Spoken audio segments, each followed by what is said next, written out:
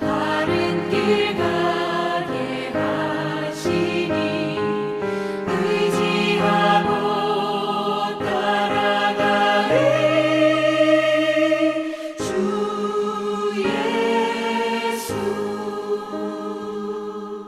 예수는 나의 힘이요 내 소망 되시니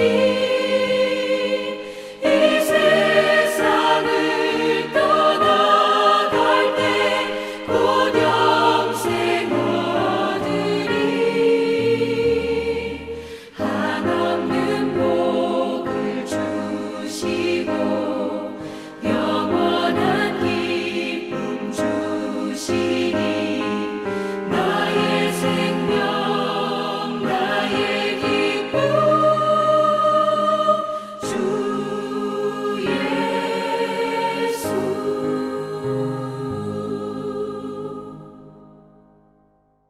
오늘 우리에게 주신 하나님의 말씀은 창세기 30장 1절부터 13절까지의 말씀입니다. 구약성경 42쪽입니다. 창세기 30장 1절부터 13절까지의 말씀을 드라마 바이블로 낭독합니다. 제30장.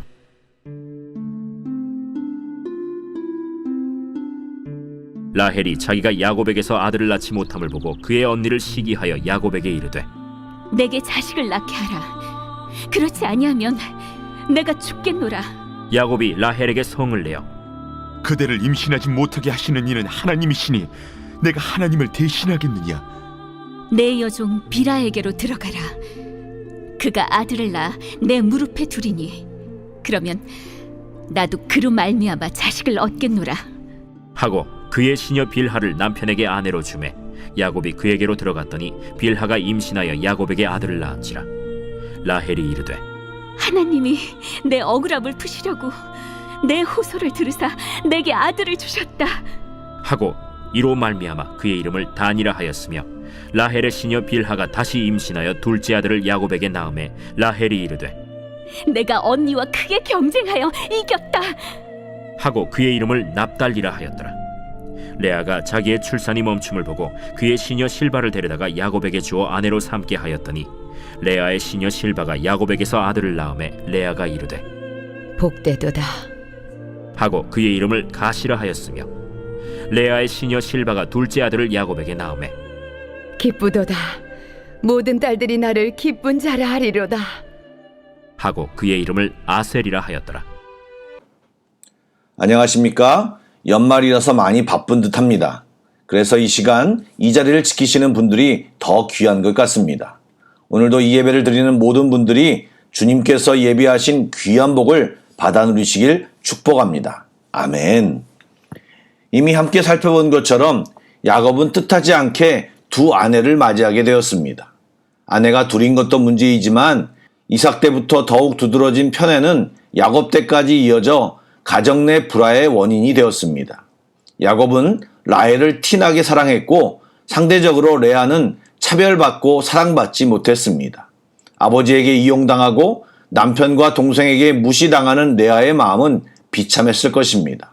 그러나 하나님이 그 마음을 아셨고 갚아주시어 레아의 태를 열어 연속으로 4명이나 아들을 낳았습니다. 처음에는 그냥 자신의 소름을 하나님께서 갚아주신다고만 생각했지만 넷째 유다를 낳았을 때는 하나님이 함께 하심을 알았고 찬양하는 모습 속에서 그녀의 상처가 많이 치유되었음을 엿볼 수 있었습니다. 그런데 상대적으로 라헬은 불임으로 자녀를 낳지 못하였는데 그녀는 자신보다 더 심한 불임으로 고통받았던 사라나 리브가랑은 전혀 다르게 언니 레아를 시기하고 남편 야곱에게 자신도 자식을 낳게 해주지 않으면 죽어버리겠다고 협박까지 하였습니다. 단순히 이 모습만 봐도 같은 문제 속에서 사람들의 반응은 저마다 다르다는 것을 보여줍니다. 사랑하는 여러분, 삶의 고통 속에서 여러분들은 어떤 태도를 취하고 계십니까? 어떤 사람은 자신을 힘들게 합니다. 속으로 앓고 병이 듭니다. 어떤 사람은 주변 사람을 잡습니다. 주변 사람에게 자신의 감정을 표출하고 자신의 힘듦이 전가되어 관계를 망가뜨리고 또 다른 상처를 주고받습니다. 그런데 어떤 사람은 그것을 하나님께 가지고 나아가 하나님의 은혜를 입고 해결을 받든지 아니면 내 은혜가 내게 족한 줄을 알고 집착이 아닌 새로운 눈을 뜨는 계기가 됩니다. 그러므로 우리가 문제를 만났을 때 하나님께 나아가 하나님과 함께 그 문제를 해결하는 것이 가장 좋은 방법입니다. 그렇게 하나님께 나아가 하나님이 주시는 평강을 누리는 우리 모두가 되기를 축복합니다. 아멘. 결혼 전 레아와 라헬 간의 관계는 우리가 알 수 없습니다. 그러나 결혼 이후 둘 사이의 관계는 충분히 상상할 수 있습니다. 라헬의 현재 분노 이후에 벌어진 출산 경쟁을 보면 둘 사이가 얼마나 심각했음을 우리는 짐작할 수 있습니다. 여러분, 라헬이 자신의 부림에 대해 고민하다가 생각한 것이 무엇입니까? 예, 여종 비라를 야곱에게 주어 자식을 낳게 하는 것이었습니다. 그리고 낳은 아들의 이름이 단입니다. 또 임신하여 아들을 낳았는데 그 이름이 납달리입니다. 그 이름의 뜻은 언니와 경쟁하여 이겼다라는 뜻입니다. 여러분, 라헬이 단을 낳았을 때 하나님이 내 억울함을 풀었다라고 이야기했지만 사실 그녀는 하나님보다 언니와의 경쟁을 더 집중했습니다. 여러분, 벌어진 상황 속에서 질투와 시기의 눈머로 플랜 B를 생각할 것이 아니라 라헬이 정작 해야 할 일은 하나님께 엎드리는 것이 되어야 했습니다. 야곱 역시 라헬의 힘듦과 마음을 조금 더 챙겼다면 또 하나님이 함께 하신다는 약속을 기억했다면 그도 그 상황 속에서 기도했어야 했는데 결론적으로 두 자매의 출산 경쟁에 불을 붙이는 역할을 하고 있습니다. 여러분, 우리도 야곱처럼 라헬처럼 기도해야 할 타이밍에 기도하지 못하고 상황이 이끄는 대로 감정대로 때로는 강한 어머니 말에 강한 아버지 말에 강한 아내의 말에 강한 남편의 말에 그냥 따라 아닌 줄 알면서도 때로는 모른 채 구덩텅이로 터벅터벅 들어갈 때가 얼마나 많습니까? 그리고 나중에 후회하고 말입니다. 성경을 읽으니까 저도 평가하고 설교해야 하니까 이런 말씀을 드리고 있지 현실 속에서 우리는 이런 일에 얼마나 많이 넘어지고 있습니까? 그렇다면 어떻게 하면 이런 실수를 줄일 수 있고 이겨낼 수 있을까요? 예, 평소에 하나님께 집중해야 합니다. 요즘 손흥민, 김민재, 이강인 등 한국의 젊은 축구 선수들이 세계에서 뜨고 있는 이유가 무엇입니까? 발군의 기본기와 계속되는 연습, 벼락치기가 아니라 평소 연습한 것이 시합에 나왔기 때문입니다. 이렇게 새벽 기도 시간에 기도하는 것, 아침에 주님을 만나려고 몸부림치는 훈련을 하다 보면 문제를 실제로 만났을 때 감정과 상황에 이끌려 가지 않고 외마디라도 아버지를 부를 수 있는 것입니다. 사랑하는 여러분, 감정과 상황에 끌려가 또 다른 문제를 만들지 않도록 우리는 오늘처럼 주님 앞에 서는 연습을 계속해 나가시길 주님의 이름으로 축복합니다. 아멘.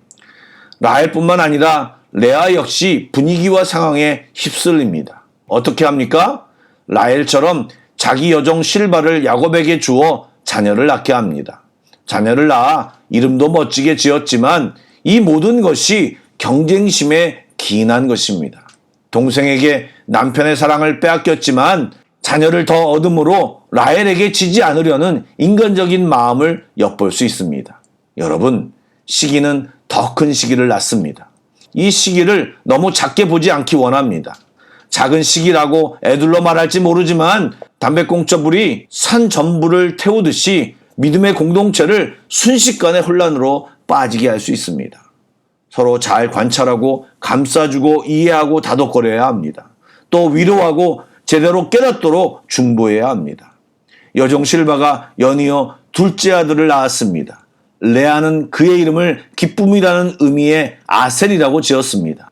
레아는 또 아들을 얻음으로 행복하고 만족스러웠던 것 같습니다. 그러나 여러분, 시기와 경쟁심 때문에 출산 경쟁이 시작된 것인데 그녀가 얻은 이 행복과 기쁨이 과연 얼마나 가치가 있고 또 얼마나 지속될 수 있을까요?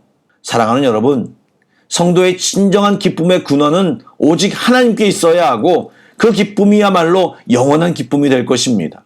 바라기는 우리 모두 주님이 주시는 기쁨을 사모하고 그 기쁨 안에 거하시는 축복을 누리시기 바랍니다. 아멘. 기도하겠습니다. 기쁨의 주체가 되시는 하나님, 사실 우리는 다양한 문제로 넘어지고 쓰러집니다. 힘들어하고 감정과 상처 속에 갇혀 괴로워합니다. 그때 우리가 주님을 꼭 바라보기를 소망합니다. 성령님 강력하게 이끌어 주시고 인도하여 주옵소서. 주님과 함께 또 주님께 묻고 응답으로 주님의 인도하심을 따라 살아가는 우리 한 사람 한 사람이 되게 하여 주옵소서. 그리고 세상이 주는 유한한 즐거움과 기쁨의 마음을 빼앗기지 않고 진정한 기쁨, 어느 누구도 빼앗지 못하는 참 기쁨을 주께 받고 사는 우리 모두가 되게 하여 주옵소서.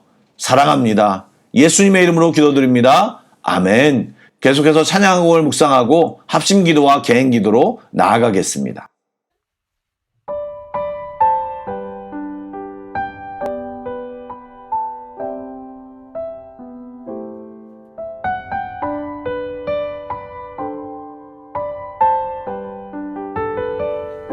괴로울 때 주님의 얼굴 보라 평화의 주님 바라보아라 세상에서 시다